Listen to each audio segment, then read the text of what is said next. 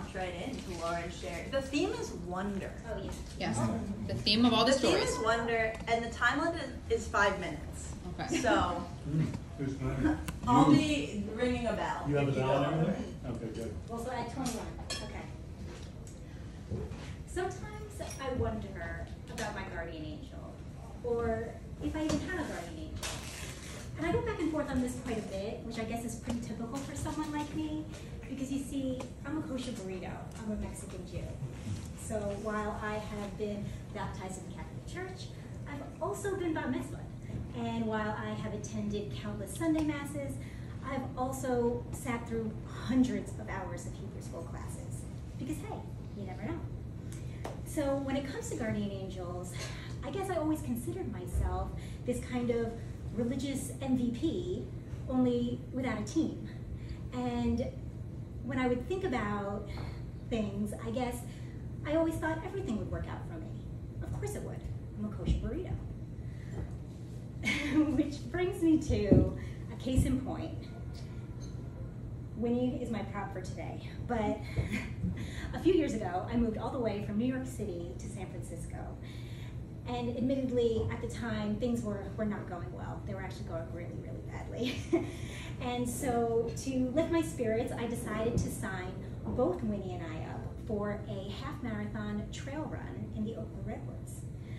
And I don't really know what I was thinking. I guess it just sounded like a very Bay Area thing to do. So I went with it, went in Rome. And for those of you who are worried about my 11-pound Chiweenie with 2-inch legs running a half marathon, I'll have you know, Winnie clocks a 6-minute mile, so don't worry about her. So there we are on race day. It's 5 a.m. and it is quite dark.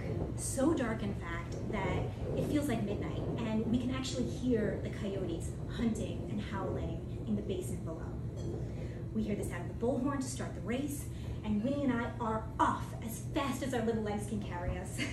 But I had never run a half marathon as a trail run before, and so I was going very slow, and not surprisingly, we became the very last runners in the entire race. Zero exaggeration.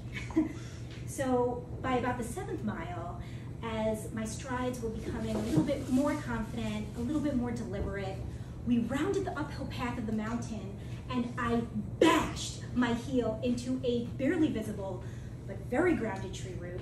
I hear the loudest crack of my life, and I flew face forward into the dirt.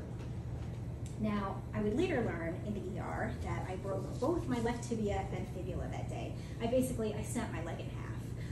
But in that moment, as I was flying through the air, I just remember thinking, well, this is the perfect time for my guardian angel on either side of the aisle to show up for me, right? Only no one showed up. And as I was crying and screaming and writhing in pain on the ground, somehow it was my pup Winnie who knew what to do. She faced the darkness head on. She puffed out her little 3-inch chest, and she let out the best barrel-chested growl that she could. She was standing guard over my broken body for what felt like forever.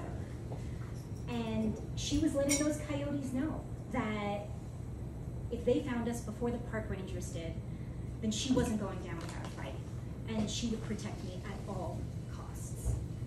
So for a long time, as we were lying there on the dirt, in the middle of this forest, in the dark, it really was just Winnie and I against the world. So I guess that's when I realized that the powers that be had sent me a guardian angel that day. The powers that be just happened to send me an 11-pound, pint-sized underdog named Winnie. And she was the best, albeit the quirkiest, guardian angel for a kosher burrito like me.